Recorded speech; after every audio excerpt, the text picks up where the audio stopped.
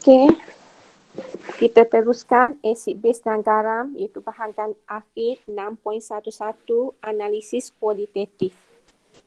Okey, cikgu harap awak dah bersedia ya. Okey, dengan buku teks dekat tepi. Okey, so kita tengok apakah yang dinamakan dengan analisis kualitatif Analisis kualitatif ni apa dia? So, analisis kualitatif ni digunakan untuk mengenal pasti cation dan anion. Okey, kita tengok dulu. Okey, ulang kaji dulu. Pada awal tajuk asid base dan garam ini, awak belajar berkenaan dengan garam.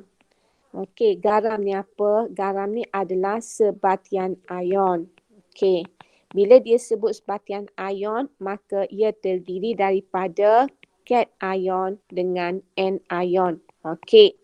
Jadi analisis kualitatif ini adalah kita nak mengenal pasti cation dan anion dalam garam. Contohnya katakanlah, okey, awak diberi satu sampel. Satu sampel ini adalah garam. Okey. So cuba kita tengok sudut pembelajaran, standard pembelajaran di mana di akhir pembelajaran murid dapat menjalankan eksperimen untuk mengenal pasti cation dan anion yang hadir dalam garam dan juga menghuraikan ujian pengesahan bagi mengenal pasti anion dengan cation. Secara tak langsung, bila awak dah belajar tajuk analisis kualitatif ini, bila awak diberi satu garam, tak tahu garam apa, garam X. Okey, awak boleh kenal pasti garam X ni apa dia. Garam X ni apa dia. Okey, macam mana nak kenal pasti? Dengan melakukan eksperimen. Okey, untuk tahu cation, tahu anion dalam garam.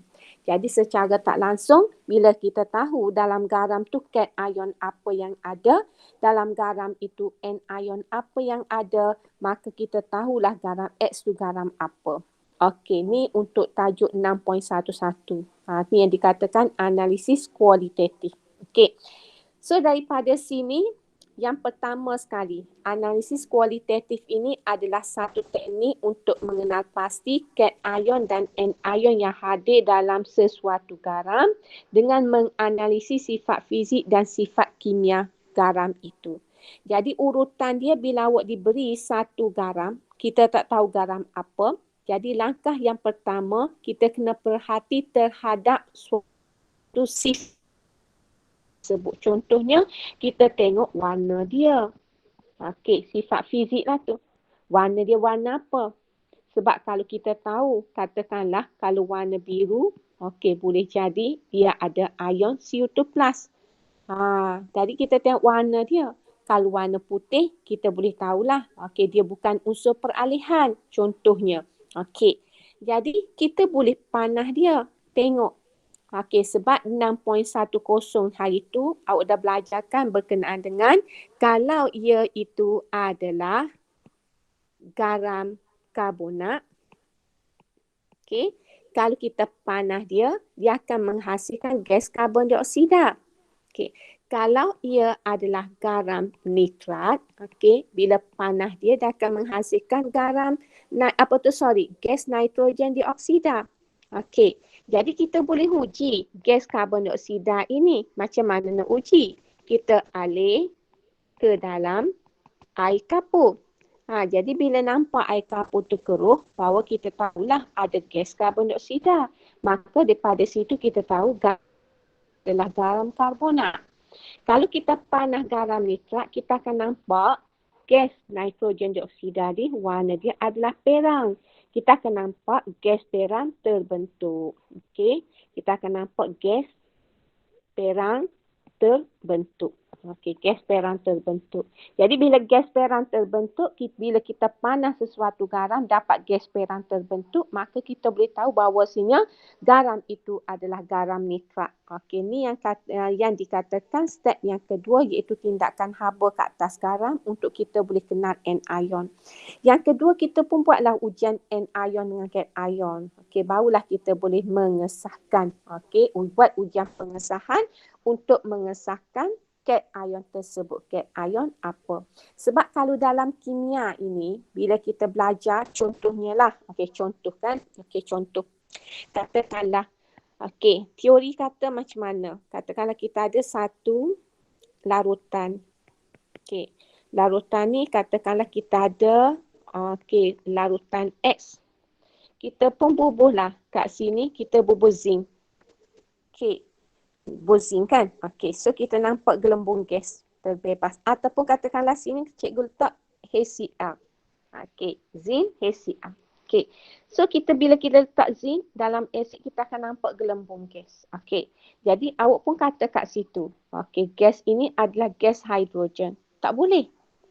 Kenapa tak boleh? Okey, sebab awak tak buat ujian pengesahan lagi. That's why lah nak buat ujian pengesahan, awak kena letak. Okey, letak kayu uji menyala ke mulut tabung uji. Bila ada bunyi pop, barulah awak boleh kata gas tersebut gas hidrogen. Okey, tu dari kimia. Sebab tu dia ada ujian pengesahan. Sebelum pada ni kita dah belajar ujian pengesahan untuk asid, untuk gas. So sekarang ni kita nak masuk ujian pengesahan untuk cation dengan anion. Jadi bila kita dah buat ujian pengesahan, barulah kita boleh sahkan bahawasanya cation tu apa, anion tu apa, gas tu gas apa. Okey, boleh faham tak situ? Jelas tak? Okey, jelas ke tak tu? Senyap sunyi lah ke? Jelas, okey. Cikgu takut senyap sunyi, takut awak kecek tapi Kak tak dengar. Sebab baru ni pun cikgu ada tertekan apa yang menyebabkan cikgu tak dengar awak kecek tu. Okey. So kita tengok soalan, tengok seterusnya. Pemerhatian terhadap sifat fizik garam. Okey, kita nak perhati sifat fizik garam. So pemerhatian terhadap sifat fizik garam seperti warna dan keterlarutan dalam air merupakan langkah awal yang membantu dalam membuat inference terhadap kemungkinan kewujudan cation dan anion dalam garam. Walaupun ujian keterlarutan garam tidak mengesahkan identiti ion yang hadir, tetapi telah menghadkan kemungkinan jenis ion yang hadir. Okey, contohnya dikata kat sini, garam X terlarut dalam air. Maka kita tahulah X itu mungkin anak, sebab dia kata larut dalam air, ataupun secara tak langsung macam ni lah. Katakanlah awak diberi, katakanlah cikgu ambil tadilah. Kita ada garam X. Langkah pertama tadi cikgu kata tengok warna dulu kan. Yang kedua, awak boleh ambil sikit je garam X tu. Bubuh dalam bikar, ambil sikit je. Lepas tu tambah air. Lepas tu ambil rok kaca, kacau. Tengok sama ada dia larut ataupun tak larut. Jadi kalau dia larut, maknanya dia termasuk dalam kategori garam terlarutkan. Kalau dia tak larut, dia masuk dalam kategori garam tak terlarutkan. Jadi daripada sini kita nak guna pakailah. Nak guna pakai apa dia? Kita ingat sebelum pada ni. Bila kita pergi kepada garam terlarutkan, kita kena ingat apa dia? Kita ada sulfat, kita ada klorida, kita ada ni, dan kita ada karbonat. Ni kita guna part ni je. Apa yang kita tahu, sulfat ni adalah semua larut kecuali PCB. PCB ni apa dia? P ni adalah Pb2+, C ni adalah Ca2+, B ni adalah Ba2+. Kalau klorida ni, kita ingat apa dia? Ingat semua larut kecuali PAH. P ni apa dia? Pb2+. A ni apa dia? Ag+. H ni apa dia? Hg2+. Kalau nitrat pula, maknanya semua larut. Kalau karbonat pula, kita tahu semua tak larut.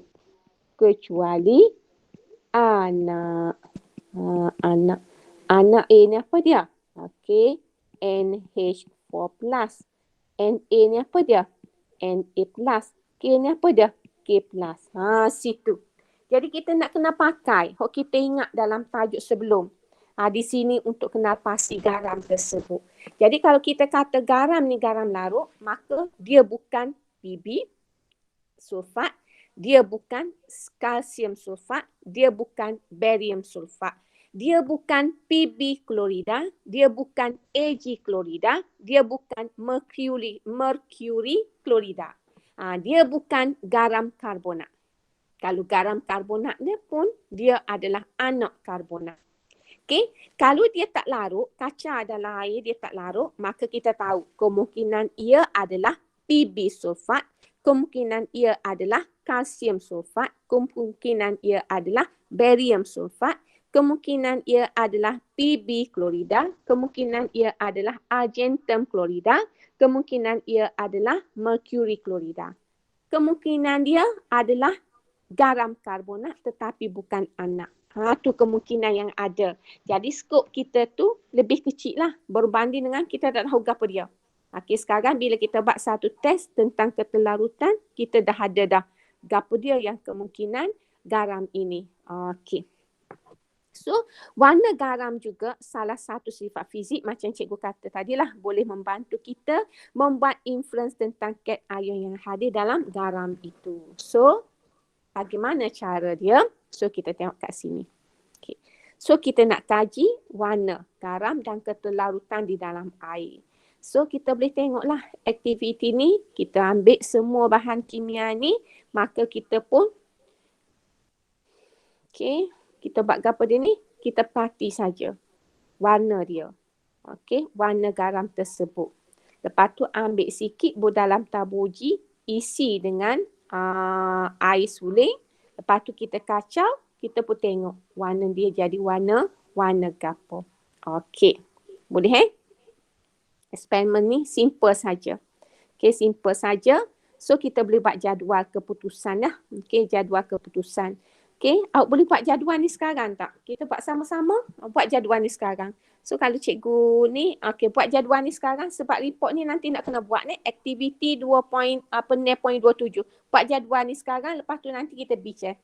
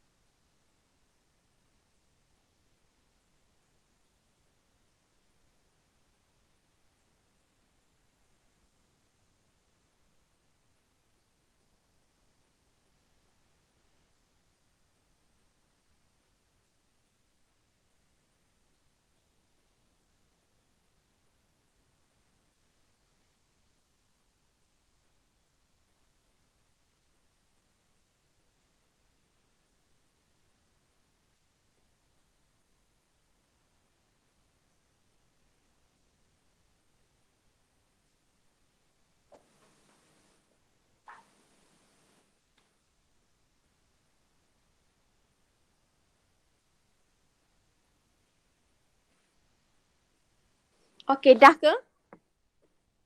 Okey, dah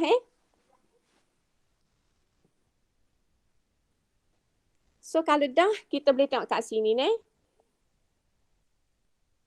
So, kalau kita tengok amonium nitrat dari segi warna. Cikgu tulis kat sini dari segi warna ni. So, ni warna. Kat sini ni banyak warna ni. Kita tengok warna. Okay, lepas tu kita nak tengok ketelarutan. Lepas tu warna larutan garam. Okay, so kita tengok kat sini. Amonium nitrat. Cikgu. Okay, amonium nitrat. Kalium nitrat. Natrium klorida. Okay. Magnesium sulfat. Tengok garam itu. Okay. Kalsium nitrat. Kita ada zinc sulfat. Kita ada zinc klorida. Kita ada mana lagi? Okey. Jadi hok cikgu tanda warna biru ni, yang pertama kita nak gapa dia?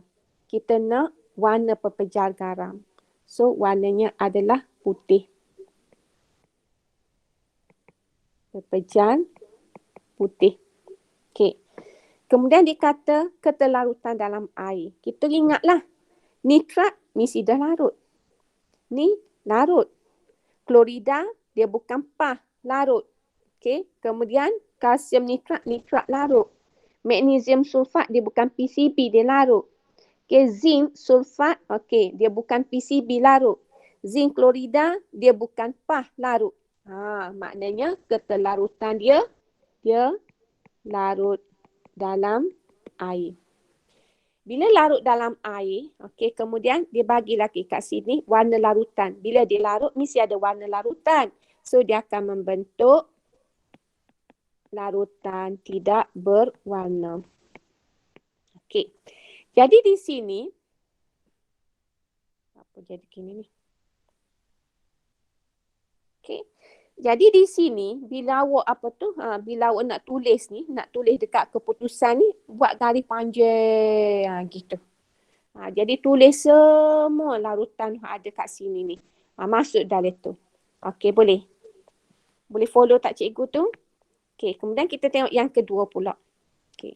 Yang kedua pula, kita cari yang tidak larut dalam air. Contohnya kita ada kalsium karbonat. Karbonat ni tak larut kecuali anak kan. Magnesium karbonat. Kita cari yang bukan unsur peralihan lagi. Okey. Magnesium karbonat. Okey. Lepas tu kita cari lagi yang bukan unsur peralihan. Okey, tak ada dah. Okey kan. Okey, kita boleh ambil plumbum 2 sulfat boleh. Okey. Kemudian kita ada plumbum 2 klorida. Okey, kita ada plumbum 2 nitrat. Okey. Kemudian yang cikgu tandakan dengan purple ni, kalau kita tengok karbonat tak larut kecuali anak. Okey, lepas pada tu magnesium karbonat pun bukan anak, maka dia tak larut. Okey, kita tengok satu-satu. Plumbum 2 ni, sorry. Plumbum 2 nitrat. Nitrat ni kan, nitrat ni dia masuk dalam hok biru ni. Dia masuk dalam hok biru.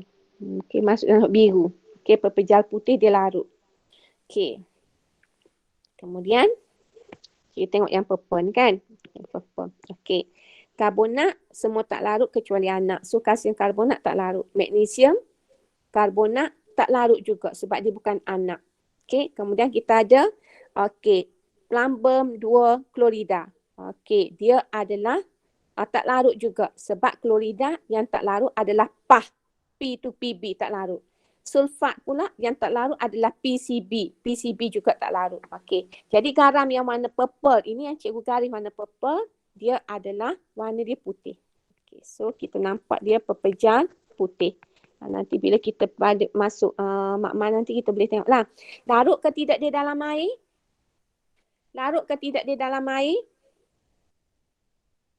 Tidak larut kan? Tidak larut. So, tidak larut dalam air.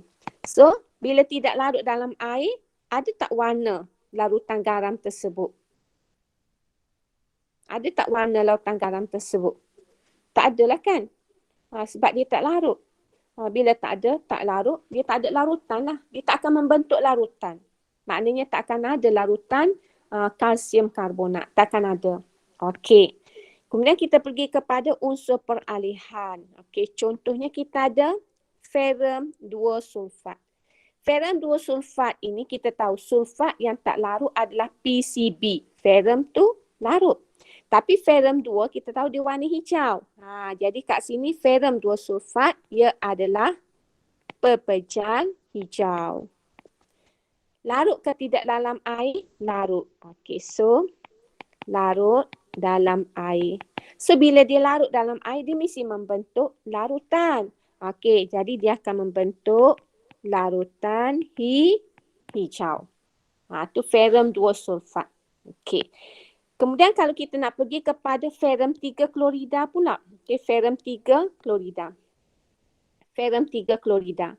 Kita tahu klorida yang tak larut adalah PAH. Awak ada dengan cikgu ke sekarang ni? Awak dengar ke cikgu sekarang ni? Awak boleh faham ke?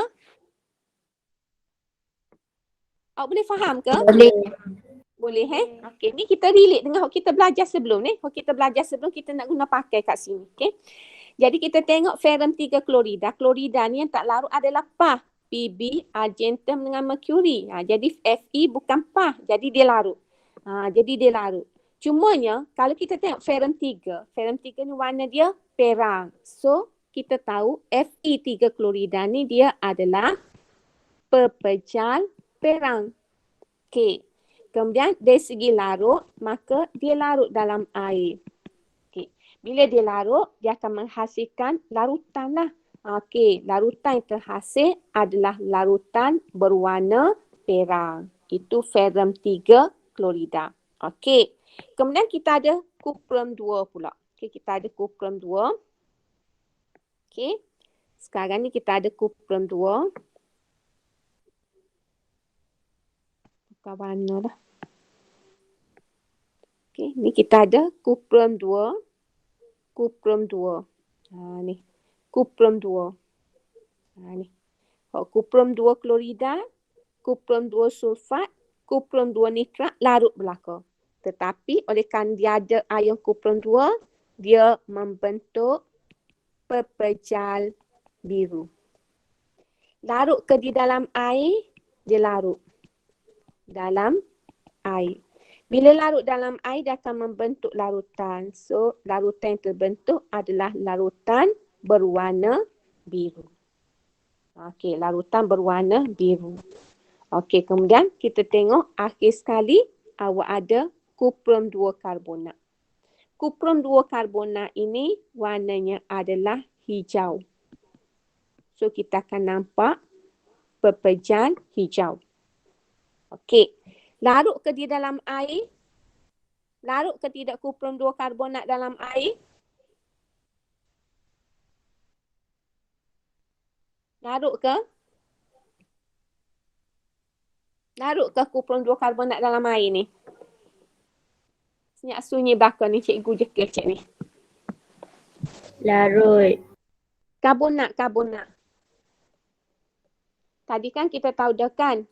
Karbonat ni semua tak larut kecuali anak. So kuprum 2 karbonat dia bukan anak sebab anak ni amonium, natrium dengan kalium. Jadi kuprum ni dia tak larut. Okey, bila dia tak larut maka pepejal hijau, okey yang kita tahu pepejal hijau ni dia tak larut dalam air. So bila dia tak larut dalam air dia tak boleh membentuk larutan. Okey, jadi kita tak adalah larutan. Okey, untuk kuprum 2 nitrat. Okey. Beres ke dok tu? Sesat ke dok tu? Okey, sekarang ni berpandu dengan kepada apa yang kita bincang kat sini yang cikgu royak sini lah. Jadi awak boleh isilah keputusan ini. Ni sebagai nota awak ni. Okey, boleh isi keputusan ini sebagai nota kepada awak. Okey, ni semua ni. Okey, kemudian kita ada soalan.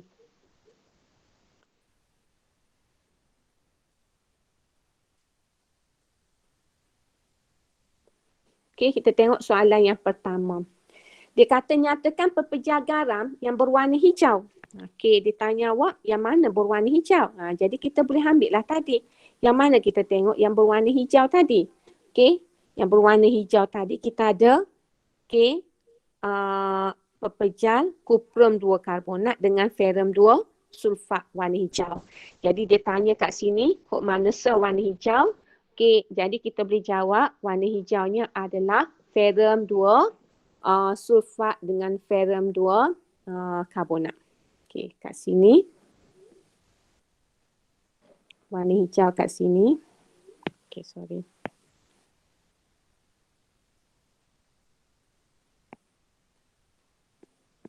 Kita ada 2 sulfat. Okey, kita ada kuprum 2 karbonat. Okey. Satu lagi kat sini dia bagi apa tu? Kuprum 2 klorida ni warna dia hijau juga ni. Kalau dalam makmal biasanya warna dia ini. Okey, so cikgu ambil sini. Bismillah. Kita follow je. Kita ada warna. Okey ni. Pepejal biru. Hok ni je. Okey. Hok ni dia warna hijau ni. Warna hijau. Kuprum 2 klorida ni warna hijau. Hijau ni. Okey. So, sorry ni hok tu. Okey, kemudian kat sini. Okey. Jadi dia tanya kita, ya Allah ya Tuhanku, kenapa ni? Yang warna hijau tadi, maka kuprum 2 karbonat dan satu lagi kita ada kuprum 2 klorida. Okey, selesai. Warna perang, hok mana pula warna perang? So kita pun tengok warna perang tadi. Mana ada warna perang? Satu saja warna perang tu kan? Iaitu ferrum 3 klorida. Okey, ferrum 3 klorida. Jadi di sini warna perangnya adalah ferrum 3 klorida. Okey. Warna biru ada 2. Kuprum 2 sulfat dengan kuprum 2 nitrat. Okey. Warna biru kat sini ada 2. Iaitu kita ada kuprum 2 sulfat. Okey. Dengan kuprum 2 nitrat. Okey. Kemudian dia tanya warna putih. Hok mana warna putih? Okey, so awak boleh ambil lah warna putih. Hok mana cikgu lain dengan biru tua tu. Itu warna putih. Okey, semua tu adalah warna dia putih. Okey. Kemudian nyatakan garam berwarna hijau yang tidak larut dalam air. Jadi garam yang tidak larut dalam air, warna dia hijau adalah kuprum 2 karbonat. Kuprum 2 karbonat. Okey.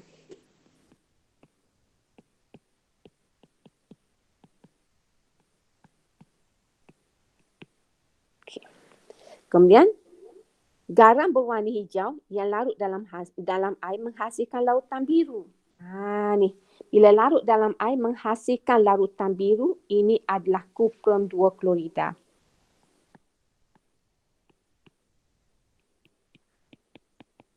Okey, sebab dia ada ion CO2+. Larut dalam air menghasilkan lautan hijau muda, ia adalah ferrum 2 sulfat. Ni kena tahulah, ni kita panggil sifat-sifat fizik dia. Okey, sifat-sifat fizik bagi sebatian. Okey. Selesai. Okey, so kita pergi kepada bahagian seterusnya. Okey, perbincangan.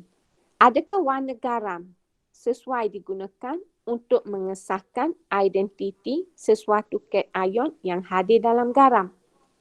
Okey, kalau kita tengok, kalau kita katakan biru tersebut, contohnya katakanlah kita kata biru, kita pun katalah okey, biru itu adalah kuprum. Okey, 2 sulfat. Okey, tentu kita tak boleh nak kata dak kuprum 2 sulfat. Kenapa? Okey, sebab apa? Sebab kita ada kuprum 2 nitrat juga. Dia kata adakah warna garam okey, sesuai digunakan untuk mengesahkan identiti suatu cation yang hadir dalam garam. Okey, contohnya Kalau biru tu kita boleh royak lah. Kuprum tak? Okey, sama ada kuprum 2 sulfat ataupun kuprum 2 nitrat. Kalau putih, okey, kalau warna dia putih, kita nak royak apa kalau putih? Sebab kalau putih, okey, boleh jadi ni, boleh jadi ni, boleh jadi ni, boleh jadi ni, okey, boleh jadi belakang. Okey, sebab apa pejar putih ni banyak. Amonium nitrat pun putih, kalium nitrat pun putih, natrium klorida pun putih, zinc klorida pun putih. Kalau kita kata hijau, okey, boleh jadi ferrum 2 sulfat pun hijau, kuprum 2 karbonat pun hijau. Jadi di sini kalau dia kata, okey, bolehkah kita nak identitikan sesuatu garam itu dengan melihat warna dia, nak identiti ke ion. Contohnya kita kata kalau putih kita kata magnesium. Okey, so memanglah kita tidak boleh. Okey, di sini boleh ke tidak? Tak boleh. Kenapa tidak boleh? Bapa tak boleh kat sini? Okay, dia kata adakah boleh? Kat sini kita boleh jawab tidak boleh. Okay, kenapa tidak boleh kat sini? Kenapa tak boleh? So kita boleh kata terdapat banyak jenis garam yang berlainan mempunyai warna yang sama. Okey, contohnya tadi kita ada kalau amonium nitrat pun warna putih, kalau magnesium klorida pun warna putih. Jadi macam mana kita nak kata ia magnesium klorida? Sebab zinc klorida pun putih juga. Okey, sebab tu kita kata tidak boleh. Okey, dengan warna saja kita tak boleh nak kenal pasti kat ion yang hadir. Okey, kemudian ditanya lagi, apakah warna larutan yang terhasil daripada garam terlarutkan yang warna putih?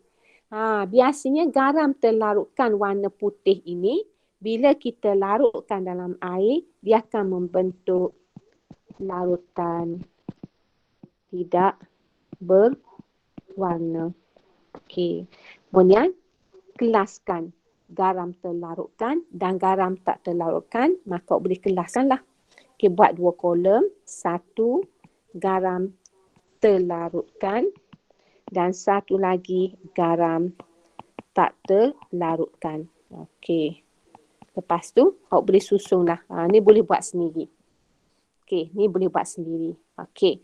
Kemudian akhir sekali kita tengok gambar dekat sini. Kita boleh kata, okey, apakah definisi secara operasi garam tak terlarutkan? Apakah definisi secara operasi garam tak terlarutkan? Okey, so sekarang ni kita nak jawab aspek definisi secara operasi.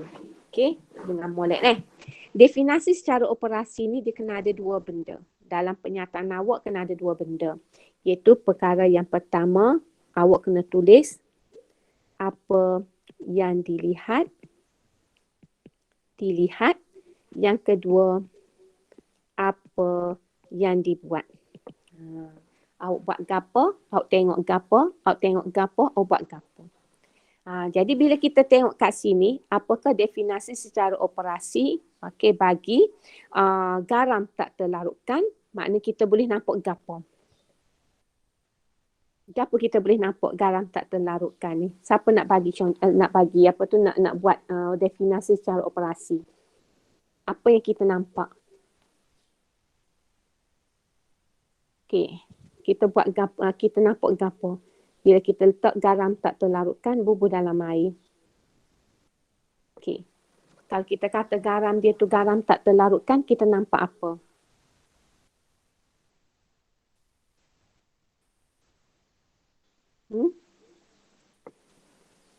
Kita nampak gapo? So kita nampak garam ni tak larut lah kan? Ataupun garam tu masih ada. Ataupun kita boleh kata garam masih kekal.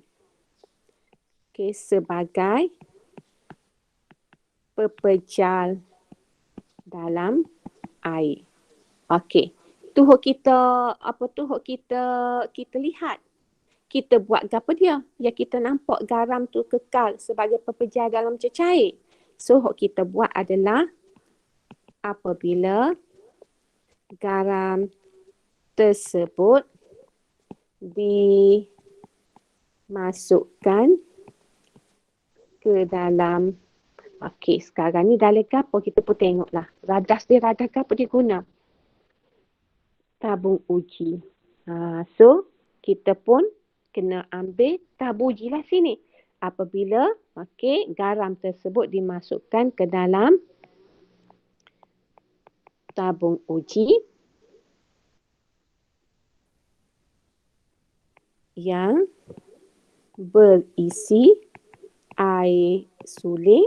Okey. Kita buat. Kita lihat apa? Garam masih kekal sebagai pepejal dalam air.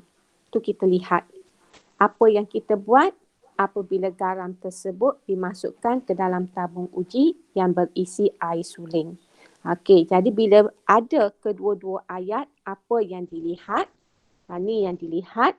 Apa yang dibuat? Ini yang dibuat.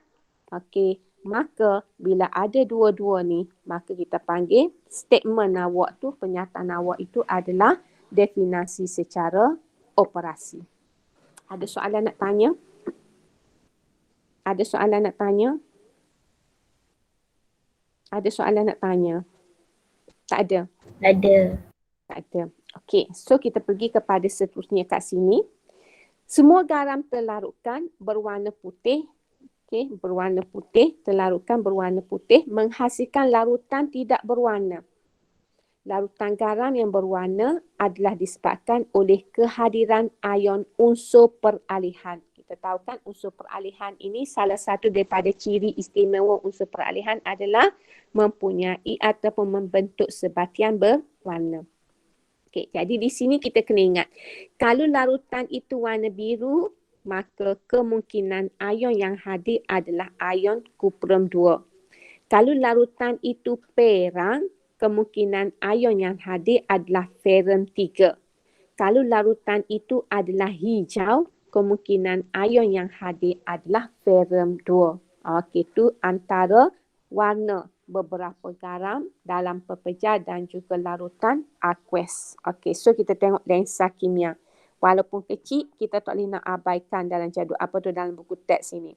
Jadi apa yang kita perlu tahu lagi selain daripada ion ferrum 2, ion nikel 2, ion kromium 3 juga memberikan warna hijau dalam larutan aqueous. So daripada sini kita boleh tahulah kalau kita tengok larutan hijau tersebut, okey, ni kita nampak larutan hijau. So kita katalah larutan hijau tersebut ada ion Fe2+. Okey, so salah. Okey, boleh. Kita nampak lautan hijau. So kita pun kata lautan hijau itu adalah ion Fe2+. Salah. Kenapa?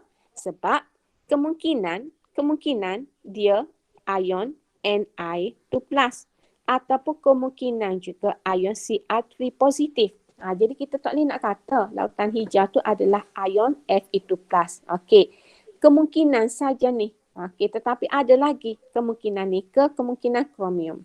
Okey, jadi di situ bila kita tengok, maka dia akan ada ujian lain pula yang akan kita pelajari. Okey, jadi di sini kalau kita tengok warna garam dan bentuk garam, apa tu bentuk pepejal dalam aqueous. Okey, kalau garam tersebut mengandungi ion ferrum 2, okey, ion ferrum 2. Okey, maka kita tahu dalam pepejal dia hijau, dalam larutan aqueous hijau ataupun hijau muda. Kalau ferrum 3, pepejal perang, larutan perang atau perang kekuningan.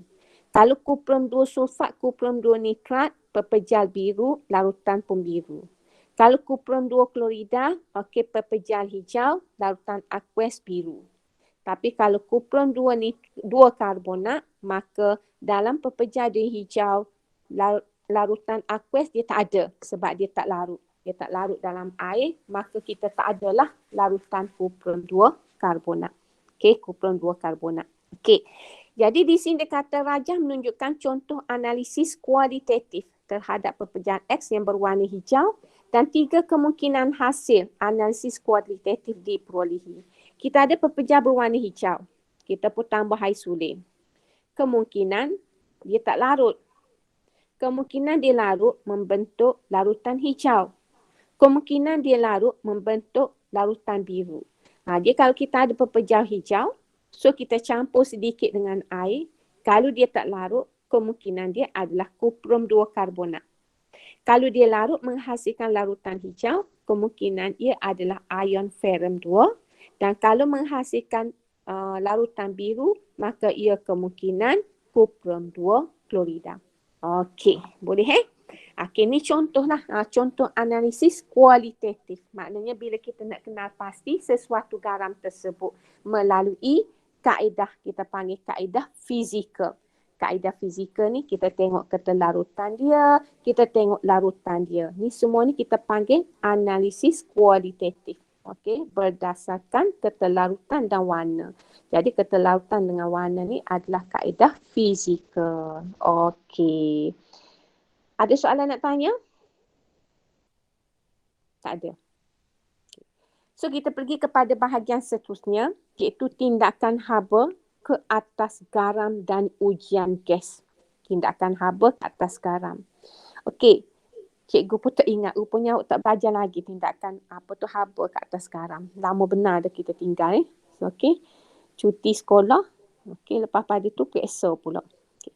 Gas yang terbebas semasa garam terurai oleh haba dikenal pasti melalui warna, bau dan kesan ke atas kertas litmus lembap atau terbalik. Okey. Atau yang terbaik. Okey, melalui ujian gas.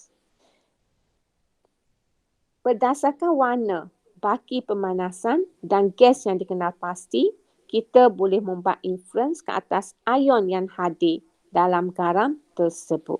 Okey, lagu mana cara?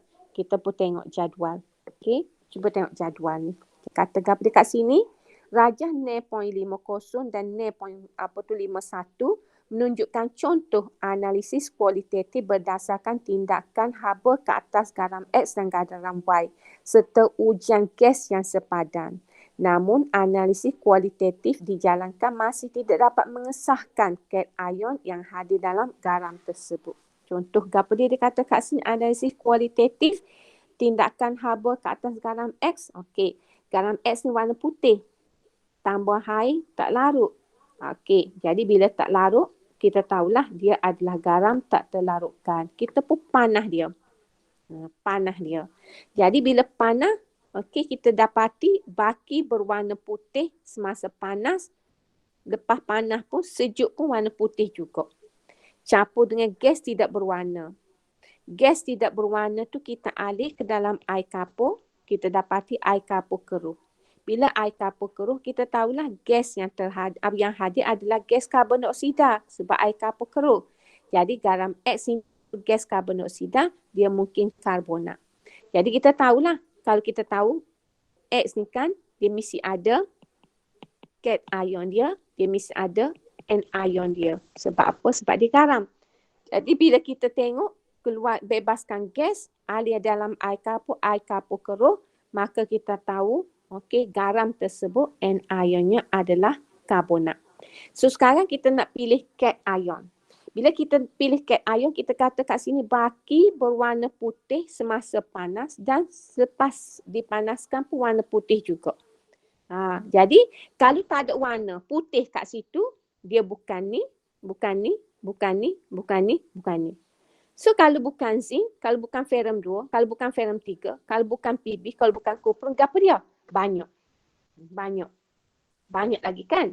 Magnesium, kemungkinan magnesium, okey, kemungkinan apa tu dia lagi?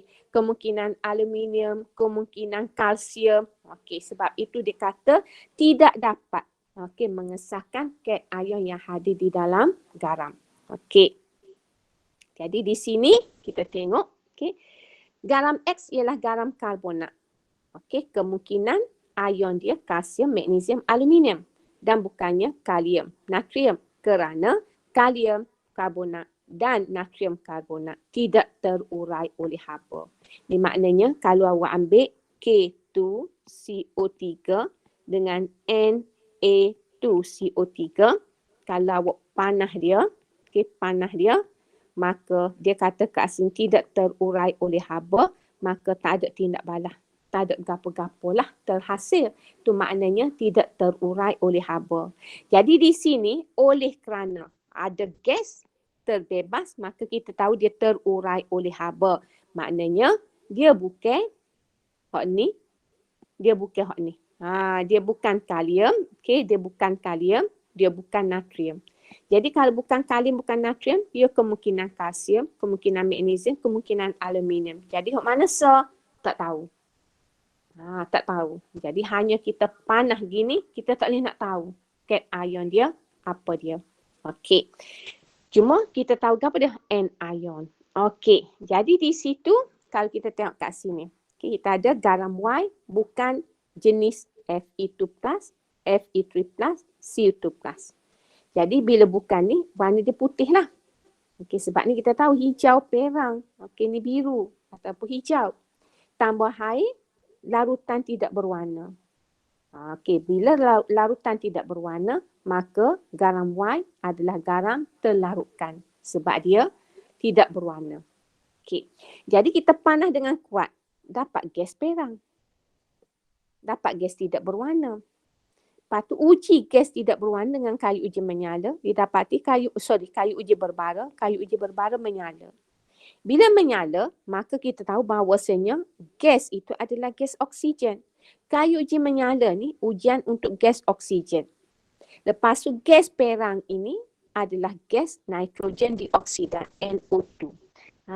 Jadi daripada bila gas perang terbebas, bila gas oksigen terbebas, maka kita tahulah garam ni kan dia mesti ada anion, dia mesti ada cation. Bila kita kata perang dengan oksigen, maka anion kita tahu dah mestilah anion nitrat. Tetapi bila dia kata baki ni putih semasa panah, putih juga selepas disejukkan, maka dia bukan ni, bukan ni, bukan ni, bukan ni, bukan ni. Jadi apa dia? Kita tak tahu juga.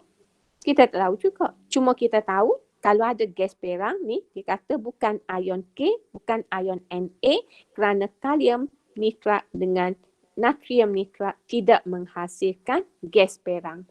Maknanya kalau kita panaskan KNO3 dengan NaNO3 ni, bila kita panas, maknanya dua-dua ini dia tidak bebaskan gas nitrogen dioksida. Itu gas perang. Iaitu tidak membebaskan gas perang.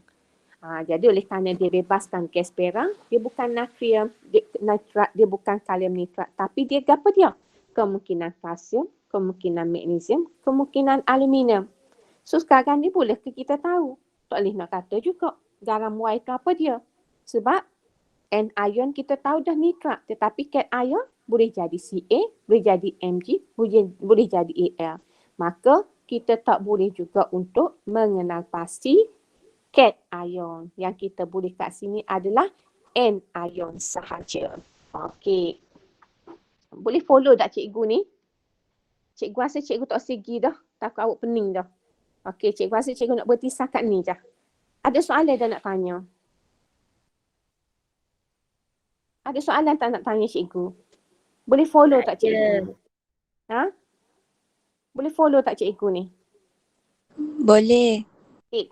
Jadi cikgu bagi conclusion lah. Cikgu bagi conclusion, dia kata kat sini kalau kita diberi satu garam. Okay, awak diberi satu garam. Awak pun panahlah garam tersebut. Okay, panah tersebut. Ni garam ni katakanlah kita ada garam X. Tak. Okay, mula-mula ambil dulu garam X ni. Kita pun masuklah dalam air. Kita pun kacau. Kacau, tengok dia, larut dia. Larut ke? Kalau tak larut, garam tak terlarutkan. Kalau larut, garam terlarutkan. Lepas tu kita panah. Okay, klem dia. Panah.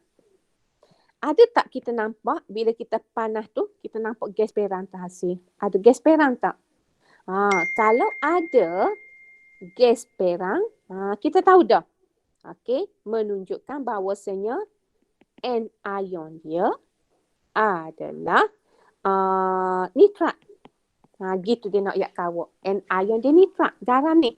Nitrat gapo? Kita pun tengok baki. Bila dia perang, bila kita panah, dia hasilkan gas, maka sini akan jadi baki. Sisa dia. Kita pun tengok baki warna gapo. Kita pun tengok. Baki ni putih. Lepas tu tunggu dia sejuk. Sejuk pun putih juga. Putih juga. Jadi kalau putih, dia bukan unsur peralihan. Apa unsur peralihan? Zin. Apa unsur peralihan? Pb. Okey, apa unsur peralihan? Fe2+. Okey, Fe3+. Ni. Jadi bukan ni. Jadi kalau bukan tu. Lepas tu kita pun tengok. Oh, okey, dia tubik gas perang. So, dia juga bukan K nitrat. Dia juga bukan Na nitrat. Okey ni. Bukan juga. Jadi kalau bukan, kemungkinan dia Ca2+. Bukan unsur peralihan. Mg2+. Ataupun Al3+. Itulah. Tu dia nak ayat kawat lagu tu. Okey, jadi bila kita ada kemungkinan 3 ni, kemungkinan kita ada 3, so kita tak boleh nak royak garam X tu gapo dia. Tu cerita dia ya. Tak boleh nak royak garam X tu gapo dia sebab kemungkinan ni. Cuma yang kita pastinya bila gas perang kita pastinya okey, N ionnya adalah nitrat. Itu saja. Okey, sama juga dia cerita yang kedua. Okey, yang kedua bila awak diberi garam pula. Ni garam X, katakanlah awak diberi garam Y. Okey, katakanlah ni garam Y. Mula-mula awak ambil garam Y tu dalam bikar, sikit je. Okey, lepas tu kacau. Awak tengok larut. Sebab kita nak kenal pasti larut dia garam terlarutkan atau garam tak terlarutkan. Jadi kita pun panah. Kita nak cuba alih gas. Masuk dalam air kapur. Kita ada air kapur kat sini. Lepas tu kita tutup lah.